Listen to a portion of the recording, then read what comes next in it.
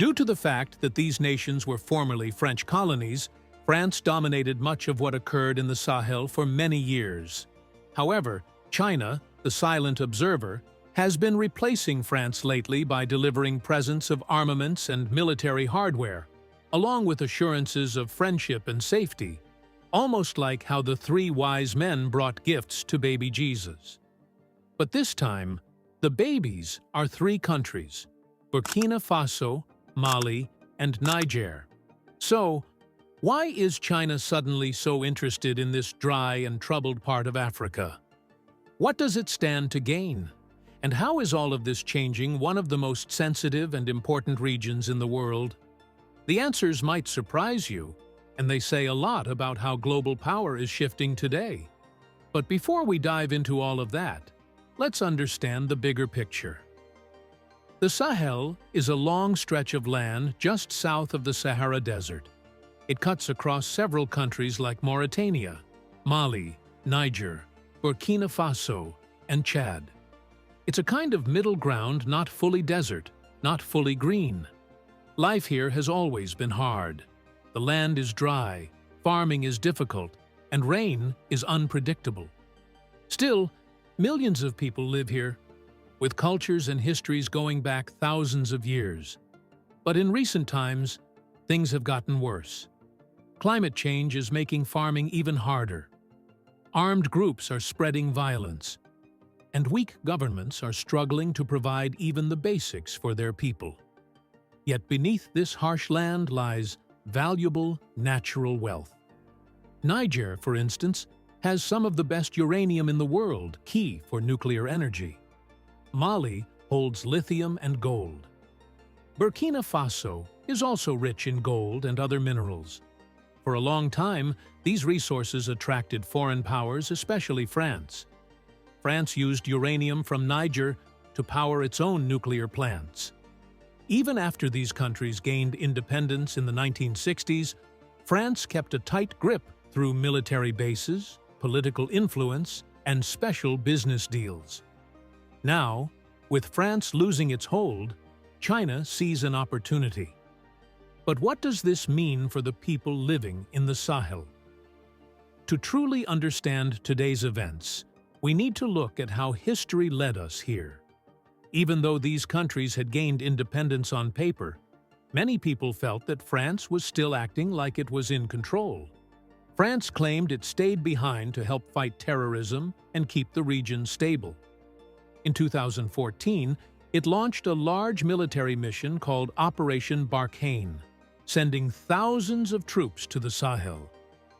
But over time, the situation didn't get better, in fact. In many places, the violence got worse. This raised questions. If French soldiers weren't improving security, why were they still there? Locals began to wonder if France was more interested in protecting its own access to valuable resources than in helping the people. Doubts turned into action. In Mali, military officers took power in 2020 and again in 2021. In 2022, Burkina Faso saw its own military leaders take over. Then, in 2023, soldiers staged a coup in Niger. One demand was common across these changes. They wanted France to leave. And France did. First from Mali, then Burkina Faso, and finally from Niger. French troops packed up, closed their bases, and left the region. For the first time in over 100 years, France had no direct military presence in most of the Sahel.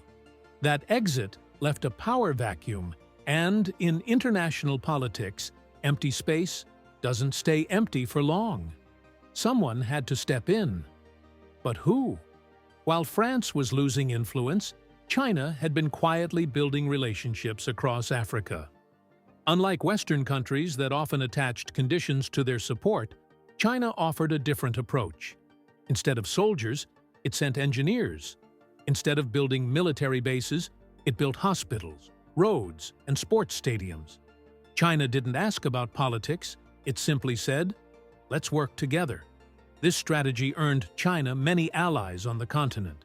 But for a long time, China stayed in the background in the Sahel, partly out of respect for what was seen as France's traditional sphere of influence.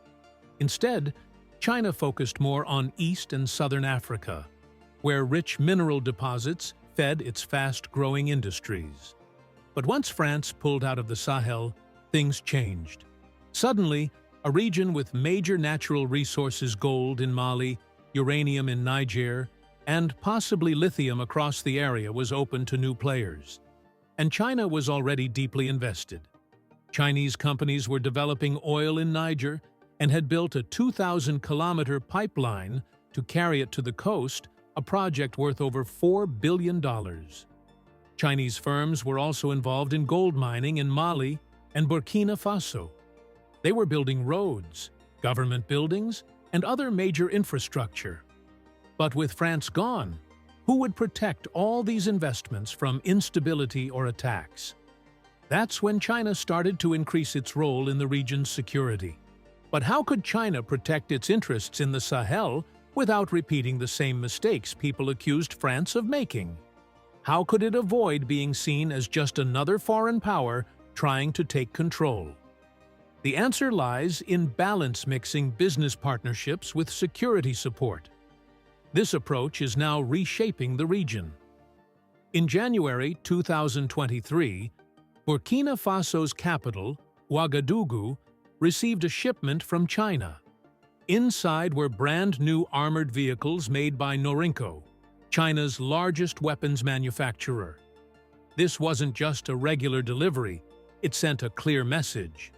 While Western countries were pulling back their military support, China was stepping up. More military supplies followed, including VN-22 armored vehicles, designed to survive roadside bombs, a common tactic used by armed groups in the region. At the same time, Norinco opened a new office in Senegal, showing it wasn't just about short-term sales. China was planning for long-term involvement in West Africa's defense market. In Mali, another country where military leaders had pushed out, the French China agreed to supply not only weapons, but also training and possibly technical know-how. This means Mali might soon be able to start producing some of its own military equipment. In a first, China also assigned a defense attaché to Niger, a military official focused on improving ties between the two nations' armed forces. At his welcome ceremony, China's ambassador promised to help Niger boost its ability to fight terrorism and strengthen its overall security. So, how is China's approach different from that of France? First, China hasn't sent combat troops or built military bases in the Sahel. Instead, it's arming and training local forces so they can handle their own security. Second, China doesn't criticize the new military governments. While Western nations cut off aid and condemned the coups in Mali, Burkina Faso, and Niger, China kept doing business, treating the new leaders like equals. But is selling weapons the only reason for China's growing interest in the Sahel? Or is there a bigger picture? To answer that, we need to look at what China really wants from Africa and what challenges it might face. China sees the Sahel as much more than just a place to sell arms. It's part of a bigger global strategy to expand its influence. Let's start with Niger. The country holds high-quality uranium, making up about 5% of the world's total uranium production. For years, that uranium powered France's nuclear plants. Now, China, which is building more nuclear power stations than any other country, wants access to that supply for itself. China has been involved in Niger's oil industry since 2008, investing over $4 billion. But this isn't just about getting more oil. China wants to spread its energy sources across different regions, so it doesn't rely too heavily on any one place. In Mali, China has its eye on gold and lithium. Lithium is especially important because it's used in batteries for phones, electronics, and electric cars, a field where China leads the world. One of China's top global goals is securing access to lithium, a key resource used in batteries. But it's not just about minerals. The Sahel also gives China access to important transport routes. A good example is the 2,000-kilometer oil pipeline that runs from Niger to the Atlantic Ocean. China's broader Belt and Road Initiative, a huge project aimed at building trade networks connecting China to Europe, Africa, and beyond, has also led to the construction of new highways, railways, and ports across the region. But what may be even more valuable than resources or infrastructure are the relationships China is building. Each time China provides weapons or equipment to local governments, when Western nations step back, it strengthens its ties in the region. Each time it helps build roads or hospitals without lecturing about democracy or human rights, its image as a respectful and reliable partner grows stronger. These connections pay off in other ways, too. Many of these countries now support China's positions in global organizations like the United Nations. Bit by bit, China is building a network of allies who feel more aligned with Beijing's vision than with traditional Western powers. But China's growing role in the Sahel isn't going unchallenged. Other countries also want influence in this region, and one of the strongest rivals is Russia. In 2022, after French troops left Mali, the country didn't just turn to China for help. It also brought in the Wagner Group, a private Russian military company known for working closely with the Russian government. Wagner sent in battle-hardened fighters who had seen combat in Syria, Libya, and Ukraine. Unlike China, which offers tools and training, Russia sends actual fighters to help local troops on the battlefield. That gives Russia a more direct role in the region's security decisions. However, Russia's approach comes with serious concerns. Wagner forces have been linked to human rights abuses in Mali and elsewhere. And while Chinese companies tend to focus on long-term investments, Wagner has often been driven by quick results and financial gain. Things became even more uncertain after Wagner's leader, Yevgeny Prigozhin, died in 2023. Still, the Russian government has signaled that it plans to keep Wagner's work going, but with more direct state control.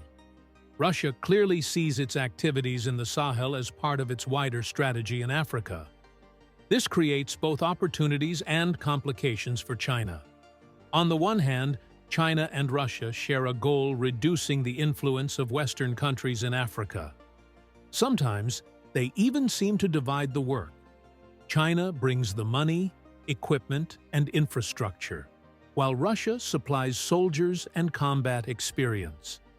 But Russia's more aggressive tactics and the controversy surrounding Wagner may make it harder for China to keep up its image as a peaceful, win-win partner. So how do these two powers, China and Russia, manage their sometimes overlapping, sometimes clashing interests in the Sahel?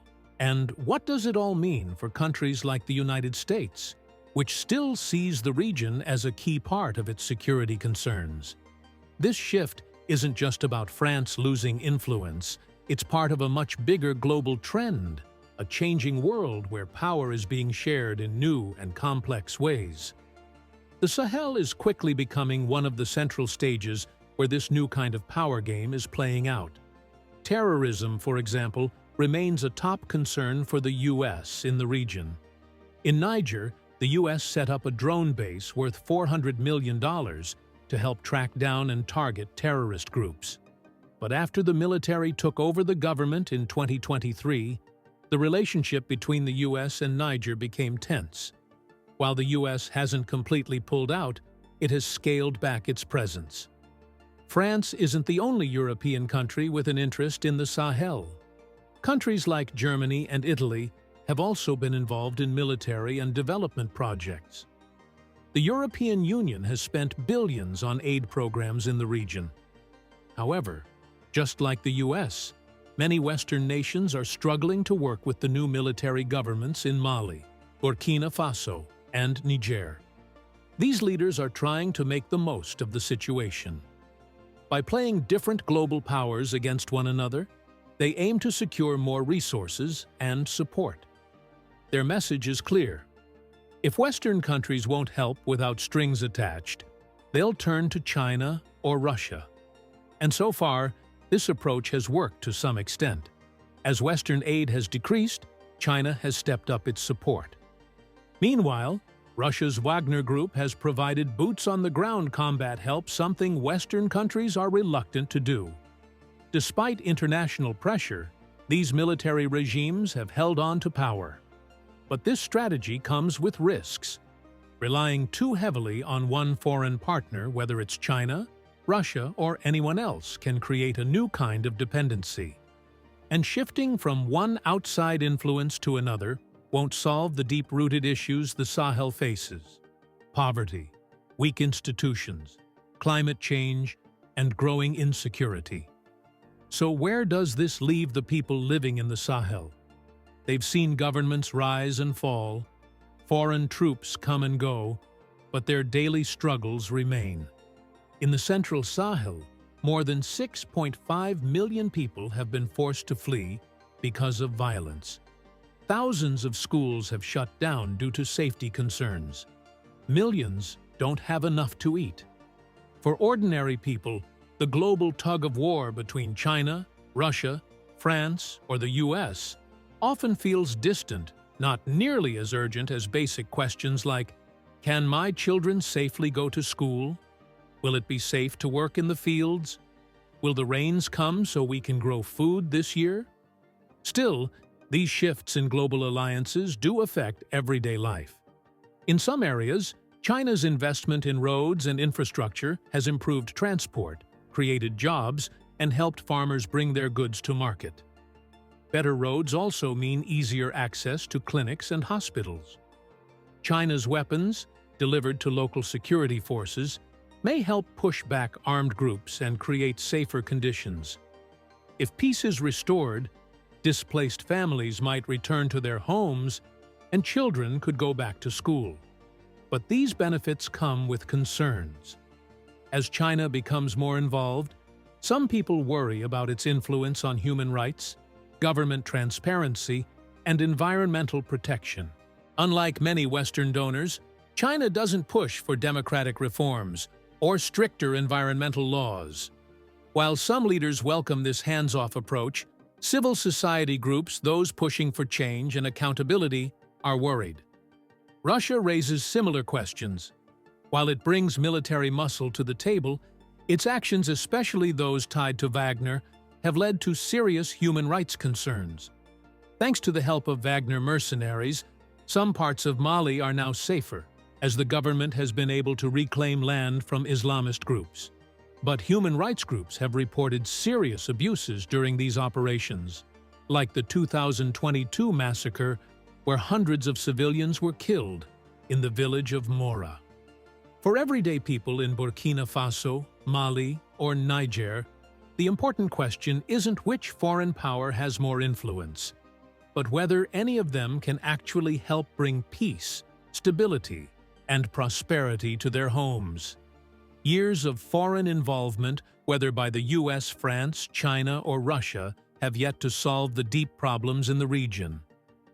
This raises important questions about the future. Can international help truly benefit the people of the Sahel instead of just serving outside interests? And what role should African countries themselves play in shaping that future? China's growing presence in the Sahel is not just a short-term move. It is part of a bigger plan to extend Chinese influence across Africa and beyond. So what lies ahead? We can expect to see more Chinese companies winning construction projects, closer diplomatic ties between Beijing and capitals like Ouagadougou, Niamey, and Bamako, and increasing shipments of Chinese military equipment to local armies. China even appointed its first defense attaché to Niger to strengthen military cooperation. China is also looking for new opportunities in infrastructure, farming, and mining. As the Belt and Road Initiative expands throughout Africa, the Sahel is becoming more important. China's growing role brings both chances and challenges for African countries. The competition between Western nations, China and Russia, gives African governments more options and possibly more power to push their own agendas. But it could also turn the Sahel into a battlefield for global influence, where outside political goals overshadow local needs. China's expanding role in the Sahel is still unfolding.